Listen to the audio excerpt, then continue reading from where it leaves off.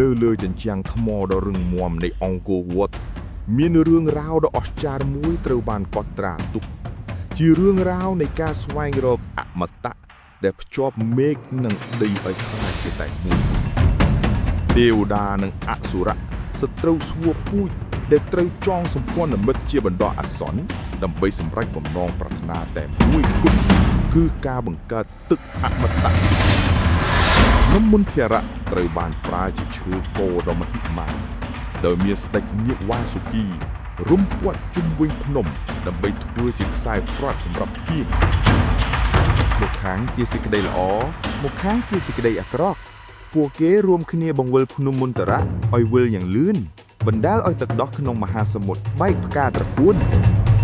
ដើម្បីរក្សាលំនឹងនៃលោកធាតុព្រះវិស្ណុទ្រង់ប្រែកាយជាមហាអណ្ដាកុមៈទ្រភ្នំដ៏ធ្ងន់បំផុតកុំឲ្យធ្លាក់ចុះទៅក្នុងបាតសមុទ្រក្នុងកំឡុងពេលនៃការកូរដ៏មហិមាពពួកទឹកដោះបានបង្កើតជាស្រីសួគ៌អប្សរាដ៏ស្រស់ស្អាតរំរែកយ៉ាងទន់ភ្លន់កណ្ដាលអាកាសមិនត្រឹមតែអប្សរាឡើយសត្វទឹកនិងវត្ថុស័ក្តិសិទ្ធិជាច្រើនក៏ត្រូវបានបង្កើតឡើងពីចលនានៃមហាសមុទ្រដ៏ពិសិដ្ឋនេះដែរនៅទីបំផុតទឹកអមតៈដែលមនុស្សគ្រប់គ្នាប្រាថ្នាក៏លេចចេញមកទឹកដែលផ្ដល់នូវជីវិតអមតៈនិងជ័យជំនះលើសេចក្តីស្លាប់បន្តែលោកភៈបានដុតរៀលដាល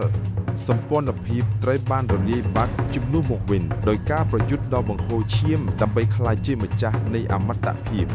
រឿងរ៉ាវនៃការកូរមហាសមុទ្រទឹកដោះមិនមែនគ្រាន់តែជាទេវកថាឡើយប៉ុន្តែវាគឺជាសច្ចភាពនៃជីវិត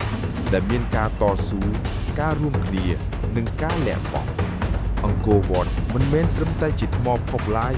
ប៉ុន្តែវាគឺជាវិញ្ញាណនៃបុព្វបុរសដែលនៅរស់រានមានជីវិតជារៀងរហូត